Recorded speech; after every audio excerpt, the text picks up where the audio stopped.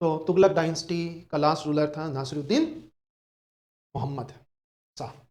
इसी के टाइम में तैमूर लंग का इन्वेजन हुआ था 1398 में। तैमूर ने दिल्ली मेरठ के आसपास के एरिया को खूब लूटा। 1 साल तक वो लूटता रहा, और जब तक वो लूट मचाता रहा तब तक ये हमारे जो सुल्तान है नसरुद्दीन महमूद शाह मोहम्मद शाह, ये भागा फिरा, दिल्ली से भाग गया। फिर जब वो लूटपाट कर चला गया तो वापस नासरुद्दीन मोहम्मद शाह आया सुल्तान, लेकिन इसके पास आई नहीं दिल्ली के अलावा। मतलब इस टाइम दिल्ली सल्तनत सारे इकतदार स्वतंत्र हो गए। तो नासरुद्दीन मोहम्मद शाह जैसे तैसे रूल किया 1412 में मर गया नासरुद्दीन मोहम्मद शाह। उसके बाद कोई इसी का एक अमीर था दौलत खान, उसने थ्रोन को कैप्चर कर लिया। तो इसी बीच एक था हिजर खान। हिजर खान हिजर खान ये सैयद था, ये नेक्स्ट रूलर बना, सैयद डायनेस्टी के फाउंडर बना। देखो खिजर खान ये सुल्तान बनता है, इसका मतलब ये होता है कि इस समय जितने भी ये थे सब सबसे पावरफुल होगा। तो ये कैसे पावरफुल बना, ये कौन है? तो खिजर खान ये जब तैमूर लंग का दिल्ली में इन्वेजन हुआ था, लूट के पर्पज से ही आया था ये तैमूर लंग, है ना, लूट। इसका मेन पर्पज था तैमूर लंग का लूट। तो जब तैमूर लंग दिल्ली को लूट रहा था तो उस समय इस लूट में इसको मदद किया था इसी खिजर खान ने। तो तैमूर लंग खिजर खान से बहुत इंप्रेस हुआ था, और इसको तैमूर लंग ने लाहौर, दीपालपुर और सरहिंद जैसे एरिया का इक्तदार, मतलब एक तरह से उसको गिफ्ट कर दिया था। मुल्तान, ऑलमोस्ट सारे जो नॉर्थ वेस्ट वाला एरिया था, ये सब तैमूर लंग ने खिजर खान को उपहार में दिया। तुमने हमें मदद किया इसलिए। तो जिस समय वो सुल्तान बना उससे पहले वो इसी एरिया का स्वामी था, ऑनर था। तो इसी ने दौलत खान को हटाकर खुद शासक बन बैठा दिल्ली का, और इसलिए इसको हम लोग बोलते हैं फाउंडर ऑफ, ये एक अलग ट्रक्स है, सैयद डायनेस्टी। तो सैयद वंश के संस्थापक खिजर खान, खिजर खान सैयद, इस समय से सैयद। इसने जब सुल्तान बना, जब भारत का शासक बना, तो इसने सुल्तान की उपाधि नहीं लिया। जैसे कि हमने देखा था कुतुबुद्दीन ऐबक, उसने भी सुल्तान का टाइटल नहीं लिया था। क्यों नहीं लिया था वो? क्योंकि वो गौरी को ही अपना सुल्तान मानता था। उसी तरह से खिजर खान भी अपने आप को सुल्तान नहीं मानता था, क्योंकि वो अपने आप को कहता है कि हम तो तैमूर लंग का जो बेटा है शाहरुख, वो कहता है कि शाहरुख का मैं रिप्रेजेंटेटर हूं, यहां शाहरुख का प्रतिनिधि हूं मैं, इसलिए मुझे, मैं सुल्तान नहीं बन सकता। मतलब खिजर खान ने भारत में शासन किया किस रूप में? शाहरुख का रिप्रेजेंटेटर के रूप। शाहरुख कौन है? तैमूर का पुत्र। इसलिए इसने सुल्तान की उपाधि ना लेकर अपने आप को क्या कहता है? रैयत ए आला, रैयत ए आला अपने आप को। तो ये भी दिल्ली सल्तनत का एक शासक है जिसने सुल्तान का टाइटल नहीं लिया, रैयत ए आला अपने आप को कहा, क्योंकि ये अपने आप को शाहरुख का प्रतिनिधि मानता था। तो खिजर खान नेक्स्ट रूलर बना। देखो इस टाइम दिल्ली सल्तनत का तो पतन शुरू हो गया था, डिक्लाइन हो गया था। तुगलक, फिरोज शाह तुगलक के समय से ही दिल्ली कमजोर होने लगा था। तो इनके समय में भी हिजर खान 1421 में मर गया। उसके बाद अगला शासक बना मुबारक शाह, मुबारक शाह सैयद। इसने भी रूल किया ऑलमोस्ट 65 साल, 1421 से लेकर 1434 तक इसने रूल किया। मुबारक शाह, मुबारक शाह ने शाह का उपाधि लिया, शाह, मुबारक शाह। इसी मुबारक शाह के समय में दो इंपॉर्टेंट इवेंट। पहला कि इसी के दरबार में एक बहुत बड़ा स्कॉलर रहता था, याहिया बिन अहमद सरहिंदी, याहिया बिन अहमद सरहिंदी, जिसने एक बहुत ही प्रसिद्ध पुस्तक लिखा है। इसकी पुस्तक का नाम है तारीख ए मुबारक शाही, तारीख ए मुबारक शाही।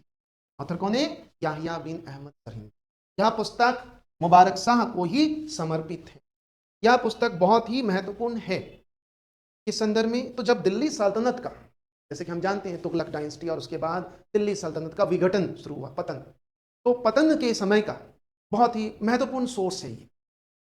क्योंकि हमने देखा कि दिल्ली सल्तनत का जो पिक टाइम था, जो पिक एरा था, है ना, वो जियाउद्दीन बर्नी, फिरोज शाह तुगलक तक की तो जानकारी जियाउद्दीन बर्नी की पुस्तक तारीख फिरोज शाही से मिलती। लेकिन उसके बाद फिर फिरोज शाह के बाद फिर स्कॉलर्स नहीं है जो हमें बताए कि दिल्ली सल्तनत उसके बाद क्या हुआ।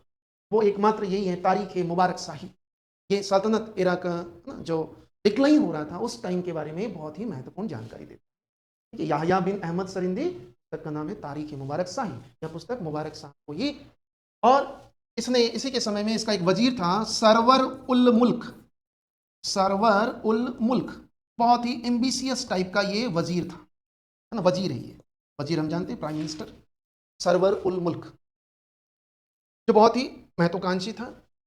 इसने बाद में मुबारक शाह सैयद को, मुबारक शाह को मार दिया और किंग मेकर बन गया था, नृप निर्माता बन गया था। इसने इसको मारकर मोहम्मद शाह को शासक बना। अगला शासक सैयद वंश का मोहम्मद शाह, मोहम्मद शाह। तो मोहम्मद शाह को शासक किसने बनाया? भले सरवर उल मुल्क, सरवर उल मुल्क वजीर था, लेकिन नाम का ये वजीर था, वास्तव में यही सुल्तान था क्योंकि किसी ने बनाया इसको सुल्तान। तो इस समय मोहम्मद शाह को ये काफी चुभ रहा था। फाइनली मोहम्मद शाह ने एक सरदार बहलोल लोदी के मदद से, बहलोल लोदी के मदद से इस सरवर उल मुल्क को मार दिया, और बहलोल लोदी ने मोहम्मद शाह को मदद किया। तो बहलोल लोदी को मोहम्मद शाह ने खान ए खाना की उपाधि दिया, खान ए खाना। बहलोल लोदी को ये टाइटल मिला था इस समय में मोहम्मद शाह के साथ। मोहम्मद शाह भी ज्यादा समय तक रूल नहीं किया, बहलोल लोदी का एंट्री हो गया। फिर मोहम्मद शाह के बाद आया नेक्स्ट शासक आलम शाह, अंतिम शासक कह सकते, आलम शाह। ये भी काफी कमजोर सुल्तान था आलम शाह। ये इतना कमजोर था, इसका एक वजीर था हमीद खान, है ना, हमीद खान। इससे उसकी अनबन हो गई हमीद खान से, तो ये नाराज होकर दिल्ली से ही निकल गया, बदायूं चला गया। अपने वजीर से अनबन करके वो चला गया बदायूं और वहीं रहने लगा। बाद में इसी बहलोल लोदी ने इस हमीद खान को मारकर खुद सुल्तान बन गए। इसको बोला कि भैया आओ आप, बहलोल लोदी ने इसको कहा कि नहीं भैया हम तो बदायूं में ही खुश हैं। इस तरह से सैयद वंश का अंत हो। ठीक है, आलम शाह इस वंश अंतिम। तो अब अगला जो राजवंश होगा वो लोदी, लोदी डायनेस्टी। लोदी डायनेस्टी, लोदी ये लास्ट डायनेस्टी है दिल्ली सल्तनत, लोदी डायनेस्टी। इस डायनेस्टी के फाउंडर कौन है? बहलोल लोदी, जो कि एक अफगानी था। भारत में अफगानियों ने भी रूल किया।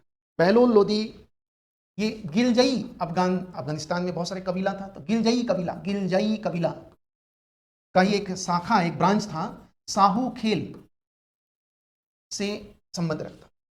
बहलोल लोदी बेसिकली अफगानी था और अफगानी में गिलजई कबीला का ही एक ब्रांच था साहू खेल, उसी से ये बहलोल लोदी, पहला अफगानी रूलर। बहलोल लोदी जब शासक बना तो इसने सुल्तान बना, इसने भी उपाधि लिया, टाइटल लिया था मसनद, मसनद ए आला। देखो इस टाइटल का मतलब मैं आगे बताता हूं।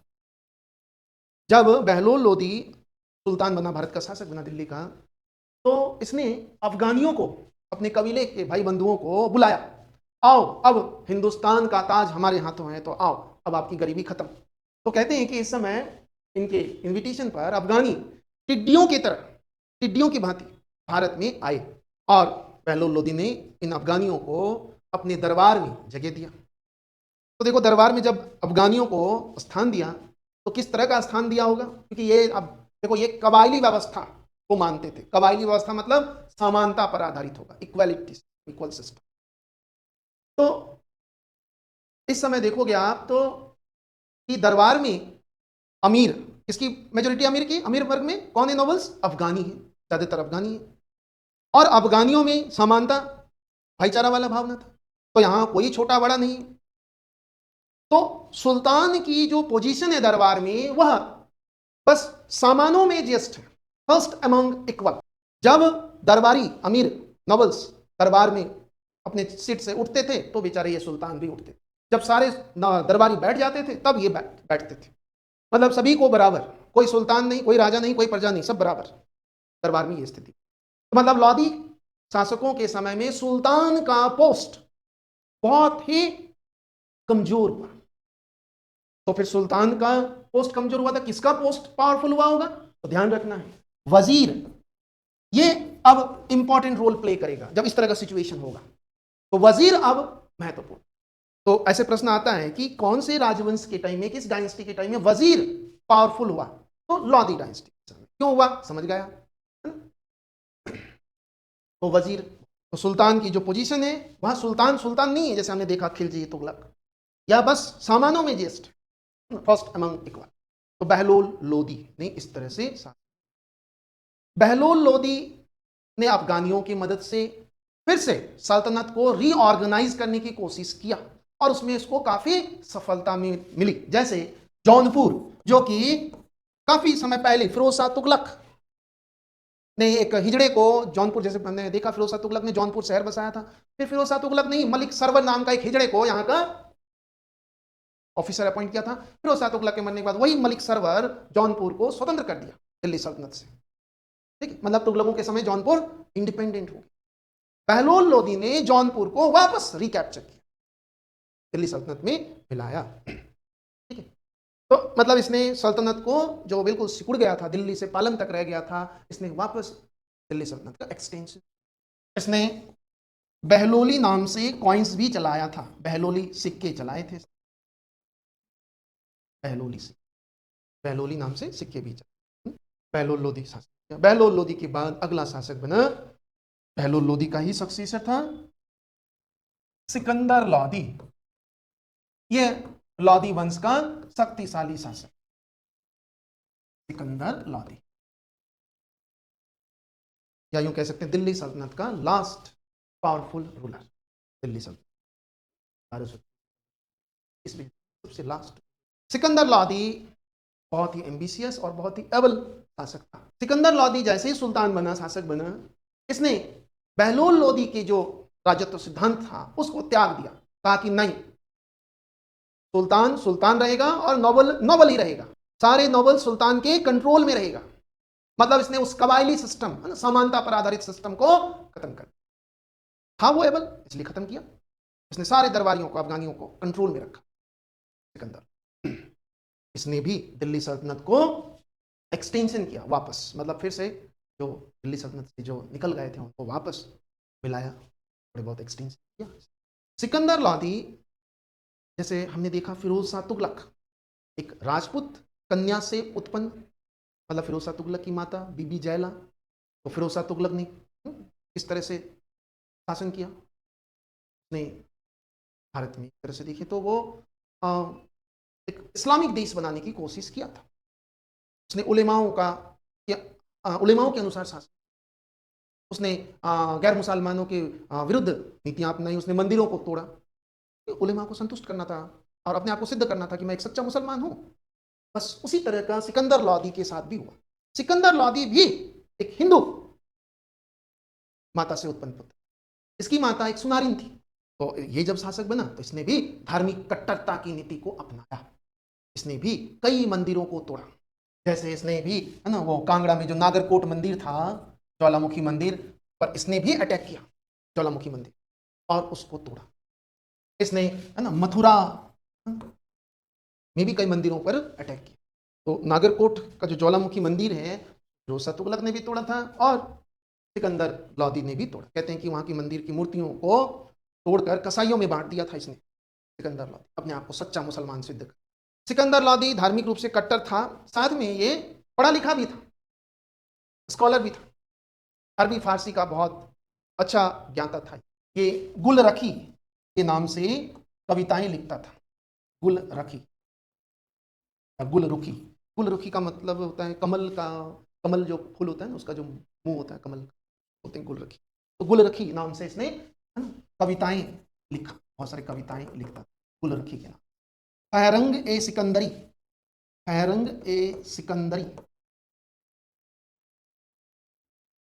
ये क्या है? तो आयुर्वेद का एक संस्कृत ग्रंथ का अनुवाद कराया, इस नाम से हैरंग ए सिकंदर ट्रांसलेट। ठीक, इसके अलावा इसने लज्जत ए सिकंदरी नाम से भी एक पुस्तक लिखा।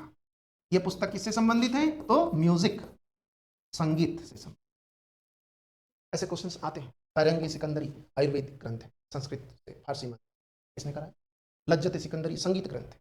ठीक, इसी के दरबार में एक साहित्यकार रहता था, शेख जमालुद्दीन।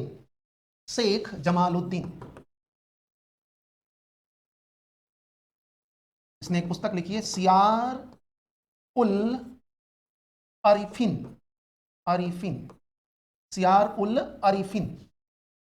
लेखक है शेख जमालुद्दीन, जो इसकी के दरबार में रहता था।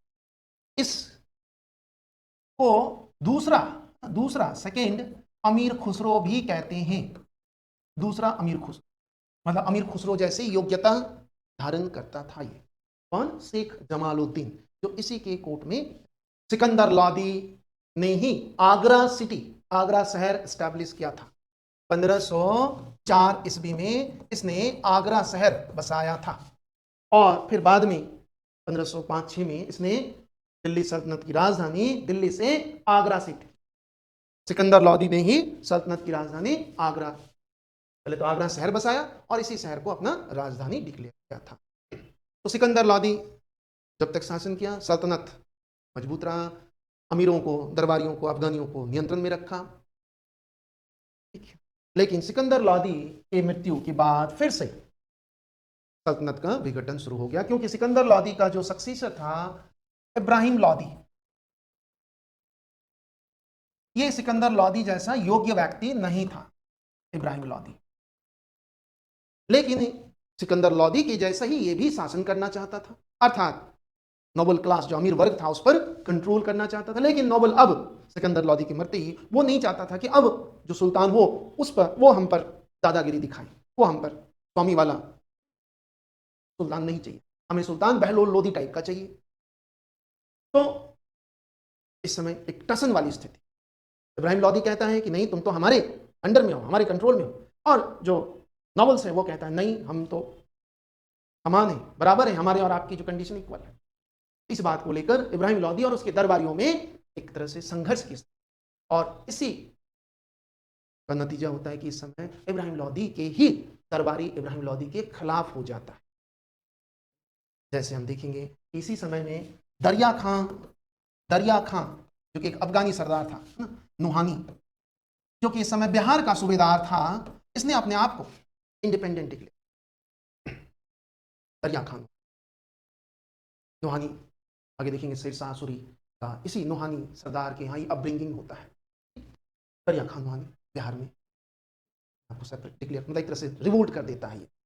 पंजाब में दौलत खां लोदी, ये सब अफगानी है और इन्हीं के रिश्तेदार जो इनके खिलाफ है ना, इब्राहिम लोदी के खिलाफ हो जाता है। दौलत खां लोदी ये पंजाब में अपने आप को इंडिपेंडेंट डिक्लेयर कर देता है, स्वतंत्र रूप से शासन करने लगता है पंजाब क्षेत्र में, दौलत खां लोदी। और इसमें इसका मदद करता है इसी का चाचा आलम खां लोदी, आलम खां। ये दोनों ही इब्राहिम लोदी के रिश्तेदार हैं और इब्राहिम लोदी के दुश्मन भी, क्योंकि इन दोनों में इतना दुश्मनी, देखो यही दोनों थे जिसने अपने ही रिश्तेदार इब्राहिम लोदी के विरुद्ध बाबर को इनवाइट किया था। इन्हीं दोनों ने बाबर को आमंत्रित किया था, आओ इसको हटाओ। क्यों? क्योंकि इनको लगता था कि इसको हटा देंगे तो बाबर तो लूट कर चला जाएगा, तो हम सुल्तान बन जाएंगे। तो इन दोनों ने मिलकर, है ना, पंजाब का सूबेदार दौलत खां लोदी और इब्राहिम लोदी का चाचा आलम खान, इन्हीं दोनों ने बाबर को आमंत्रित किया था, इनवाइट किया, आओ इब्राहिम लोदी के विरुद्ध, यहाँ काफी धन मिलेगा दिल्ली में और हम तुम्हें मदद करेंगे। बाबर इन्हीं दोनों के इन्विटेशन पर आया था, क्योंकि बाबर इस समय काबुल अफगानिस्तान में बैठा हुआ था, इंतजार ही कर रहा था कोई शायद मदद मिले तो हम भारत में घुसे। तो इस टाइम देखो तो इब्राहिम लोदी के ही दरबारी, इन्हीं के अधिकारी इसके खिलाफ षड्यंत्र कर रहा था। तो फिर ये किस तरह से सल्तनत को सुदृढ़ करेगा? ऐसी परिस्थिति में हम देखते हैं कि बहुत सारे जो हिंदू शासक हैं उनकी भी नजर दिल्ली पर, इनको इब्राहिम लोदी को हटाकर हम खुद शासक। उसमें से एक था मेवाड़ का राणा सांगा, वो भी इसी इराक में था, मेवाड़ का राणा सांगा, कि इस शासक को हम परास्त कर देंगे, अगर हमने इब्राहिम लोदी को परास्त कर दिया तो दिल्ली हमारा, मेवाड़ का शासक, दिल्ली पर अधिकार। अगर ये सक्सेस हो जाता तो क्या होता? फिर बाबर आ ही नहीं पाता, मुगल्स आ ही नहीं पाते। राणा सांगा, राणा सांगा की नजर दिल्ली। राणा सांगा ने इब्राहिम लोदी के खिलाफ 2 अभियान किया, 2 युद्ध किया, और दोनों युद्ध में इब्राहिम लोदी की सेना परास्त हुआ, लेकिन राणा सांगा दिल्ली पर अधिकार नहीं कर पाए, और इसी बीच बाबर आ गया और दिल्ली पर अधिकार कर लिया। राणा सांगा ने इब्राहिम लोदी को 1517 ईस्वी में बैटल ऑफ खातोली और खातोली में परास्त किया। फिर एक बार और परास्त किया था बैटल ऑफ बाडी में भी राणा सांगा ने इब्राहिम लोदी को, दिल्ली के सुल्तान को परास्त किया। इन दोनों युद्धों में, खातोली के युद्ध में भी और बाडी के युद्ध में, राणा सांगा ने इब्राहिम लोदी को। लेकिन राणा सांगा लेट हो गया, दिल्ली पर अधिकार करता उसकी बाबर आ, थोड़ा सा और जब दम लगा तब तो इस तरह से इब्राहिम लोदी इतना कमजोर सुल्तान था दिल्ली का, जो एक क्षेत्रीय रूलर, ये तो मेवाड़ एक रीजनल शासक था राणा सांगा, उसने दिल्ली के सुल्तान को हराया। तो इब्राहिम लोदी की स्थिति इतनी खराब हो गई थी। तो यही वो समय था जब बाबर इंतजार कर रहा था अफगानिस्तान, भारत के प्रवेश द्वार के पास बैठकर। कोई हमें मिला इन दोनों की ओर से, लेकिन इन दोनों को भी बाद में पता चल गया था कि बाबर लूटने नहीं, अपने आप को स्टैब्लिश करने आ रहा है। तो इन दोनों ने भी बाबर को मदद नहीं किया, फिर भी बाबर ने अकेला। तो फाइनली इब्राहिम लोदी को बाबर ने पानीपत कॉस्ट 1526, इब्राहिम लोदी युद्ध भूमि में ही मारा गया। बाबर मुगलों के पहला सुल्तान था दिल्ली सल्तनत का जो युद्ध भूमि में ही सुहा हो गया, और इस तरह से दिल्ली सल्तनत का भी सुहा हो गया। ये दिल्ली सल्तनत का पॉलिटिकल हिस्ट्री। अब हम लोग देखेंगे दिल्ली सल्तनत का एडमिनिस्ट्रेशन।